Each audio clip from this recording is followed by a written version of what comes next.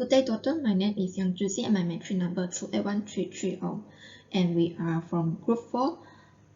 Our member is from by Yang Chen, Brian Sim, Chamani, and Bunjuka.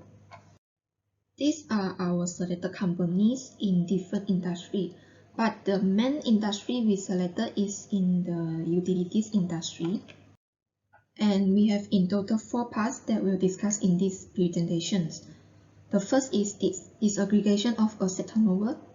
The second one is return on net operating assets. Third is credit analysis and EPS and PE ratio.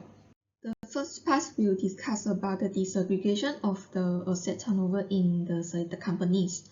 Basically, we want to see that which company have the most efficient in using their asset to generate the sales. The first method in this disaggregation is to determine the relation between account receivable turnover and the average collection period. So basically from the table here, we can see that the best performed company is UNW Holdings Berhad. So this value shows us they use only 10 times and 37 days to collect their receivable. It shows that UNW customers are making their payments quickly and pay to UNW. The next method is by using the inventory turnover and its average days outstanding. And in this ratio, YTL Corporation Berhad is performing well because YTL has the higher in inventory turnover ratio and the less average inventory days outstanding. This means they are selling their goods quickly and there is a considerable demand for their products. From the calculation here, we can see that they use 884 times to collect their inventories, while it is easily converted to generate their sales by not even in 1 day. The next ratio in this disaggregation is the long-term operating assets turnover. And in this ratio, the higher the ratio is more efficient of a company long-term operating assets in making their sales. And undoubtedly, ATM IMS Berhad is the most productivity in this ratio because that every ringgit ATM invested in their long-term operating assets will generate RM 6 ringgit and 34 cents of their sales. The fourth method is to calculate the account payable turnover. And this shows that how often a firm pays off its debts within a given period. Normally, the higher in this ratio is better. Definitely, UNW is the most effective among these 10 companies because they can repay their liabilities to their creditors by using 965 times in 1 year and pay it within not even 1 day. It's 0.39 days. The last one is the net operating working capital turnover ratio, and this ratio is measure how effectively a company earns profit for every ringgit spent in their operating working capital. And in this ratio, ATA have an excellent value, which they generate 70 ringgit 60 cents sales with every ringgit operating working capital made. And it may consider that ATA is in the product and services industry, so the ratio may be higher compared to the other industry, which majority is in utilities industry. So that's all for my part, and I will pass to the next presenter to present about next part. Thank you. Good day, Doctor. My name is Chaman E. Matrix number 278958. Now I'm going to present question 2, and the question is, identify which of the disaggregated measures of asset turnover affect a company's return on net operating assets. I have chosen to use the multiple regression method by using SPSS software to find the results. This is a multiple regression output for our dependent variable returns on net operating assets, and there are a total of 8 independent variables of these aggregations of asset turnover used to test whether they do affect a company's return on net operating assets. First of all, the result shows the p-value is less than the 0.01 and also less than the significance value of 0.05. Therefore, the decision is to reject H null, where we can conclude that in the overall model, all the independent variables have a jointly significant effect on the return on net operating assets. Next, coefficients will further assess to ascertain the influence of each of the factors on the dependent variables. Based on the t-test, we can reject H null when the p-value is less than 0.05. From the results, we can see that the p-value of average collection period 0.08, inventory turnover 0.05, average inventory days outstanding 0.011, and the average payable days outstanding is less than 0.01, which are less than the significant level of 0.05. This shows these four disaggregations of asset turnover have a significant effect on a company's returns on net operating assets. Therefore, there's enough evidence for us to reject the H null. Okay, for example, on average, when the average inventory days outstanding increase by 1 day, the return on net operating assets will tend to increase by about 0.05 ceteris paribus. So that's all from question 2. Now we can proceed to question 3. Thank you. My name is Munjurka, matrix number 281186. Now I will continue to present about the credit analysis among these 10 companies. The first one is liquidity ratio.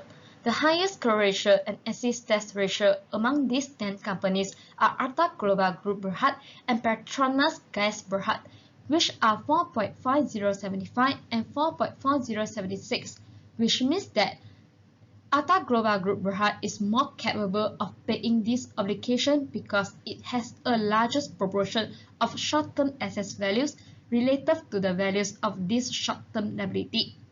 On the other hand, Arta IMS Berhad and Ranhill Utility Berhad have the lowest current ratio and assist debt ratio among these 10 companies, which means that Arta IMS Berhad does not have enough liquid asset to pay their current liability and should be traded with caution.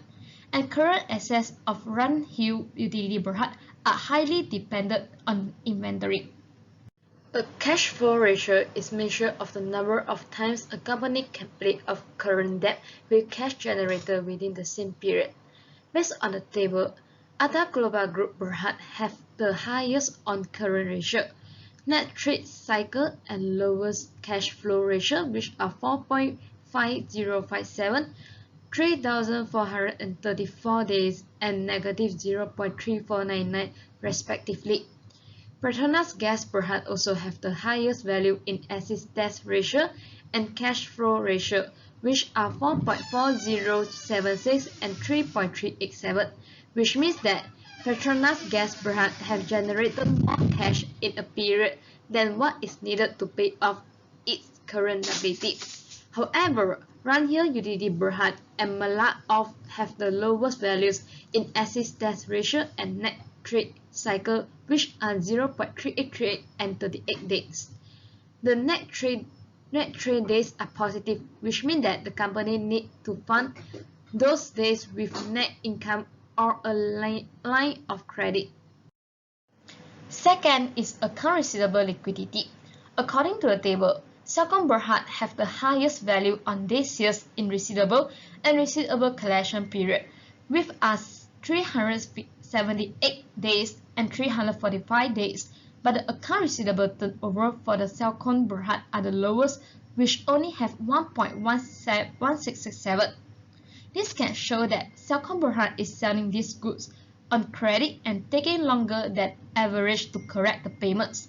This can lead to cash flow issue due to the length time period between the dates of sales and the date of company receipt payment.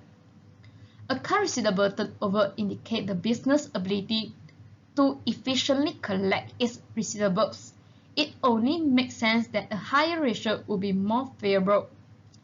UMW Holding Berhad have the highest account receivable turnover, 10.6720 and the lowest days sales in receivable. Petronas Gas Berhad have the lowest receivable collection date, which are only 51 days. Next is inventory liquidity measure. For the inventory liquidity measure, Atta Global Group Berhad have a highest day sales in inventory and lowest inventory turnover, which are 3,316 days and 0.5078, indicates either a slow sales performance or an excess of purchase inventory, which may eventually become obsolete. Besides that, ATA IMS Berhad also have the highest inventory turnover, which are 1,054, and a high turnover rate can reduce storage and other holding costs. In contrast, YTL Corporate Berhad have the lowest day sales in inventory, which are 0.5, which indicate that a business is efficient, both in terms of sales performance and inventory management. The account payable liquidity for these 10 companies. Atta IMS Berhad have the highest account payable turnover, 3,000, which indicate prompt payment is being made to the supplier for purchase on credit. Petronas Gas Berhad have the highest day purchase in account payable and lowest account payable turnover, which are 1,009 days and 3.518. However, Runhill Utility Berhad have the lowest day purchase in account payables.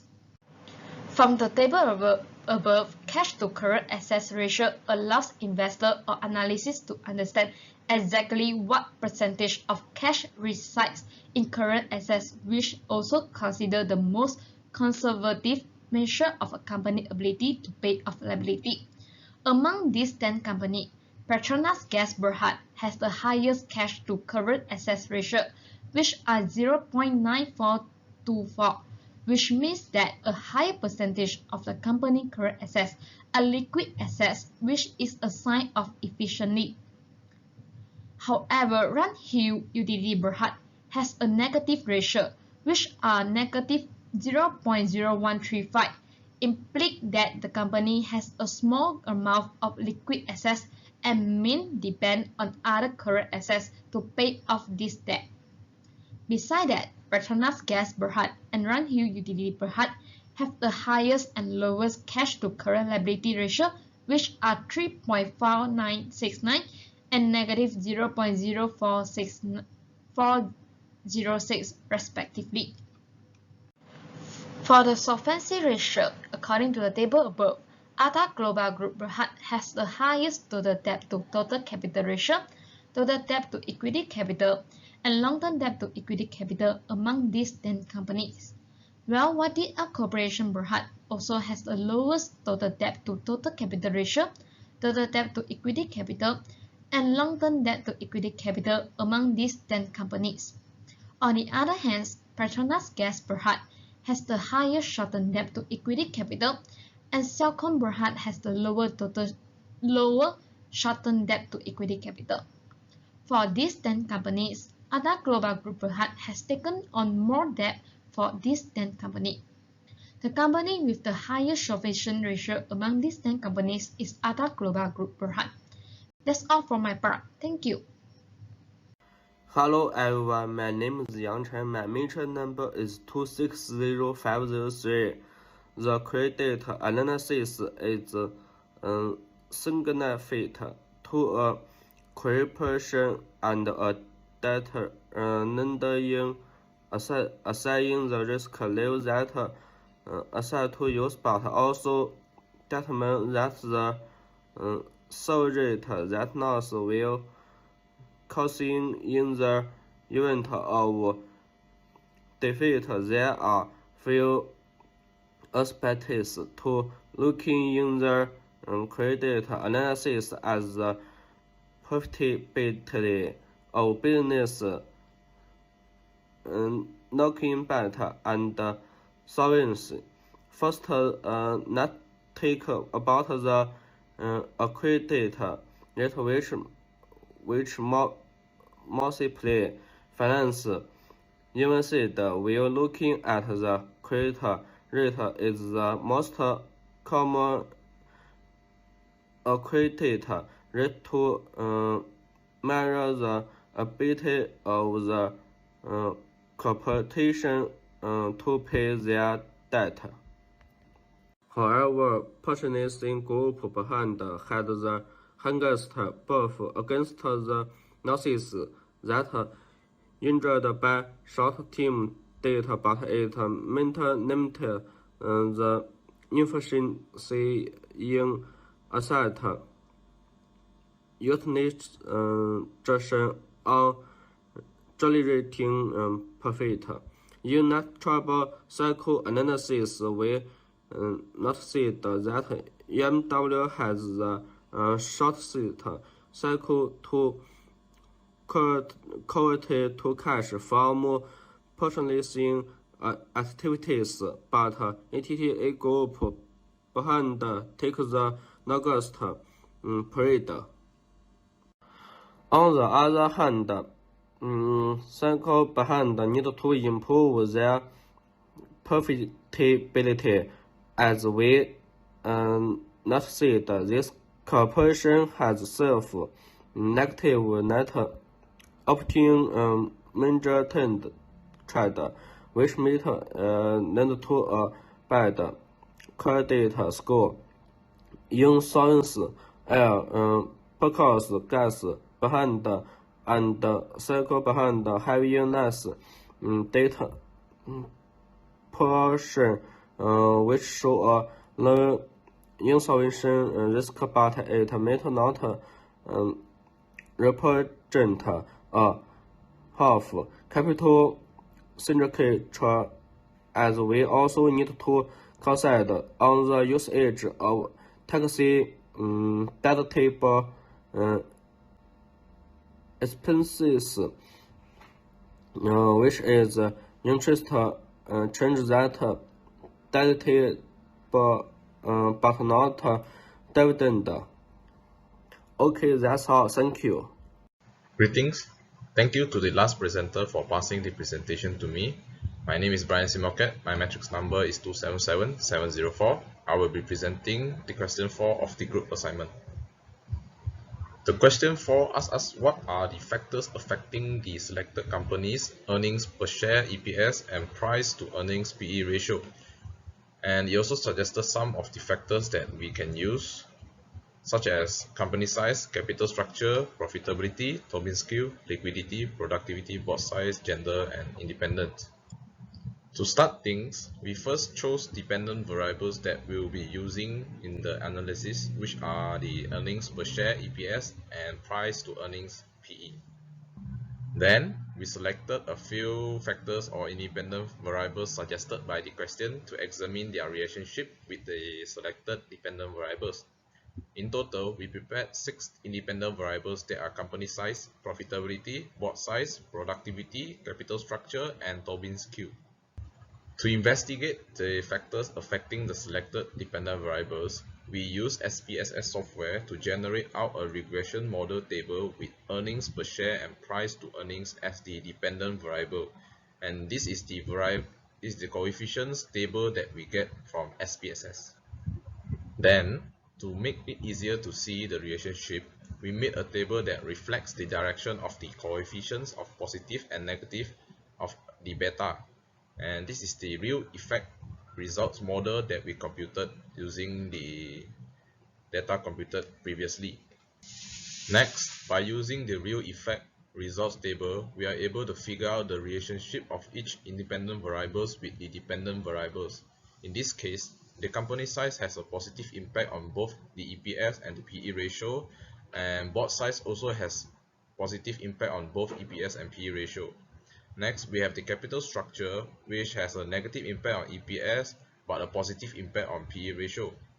Then we got profitability, where it's positive impact on both EPS and PE ratio.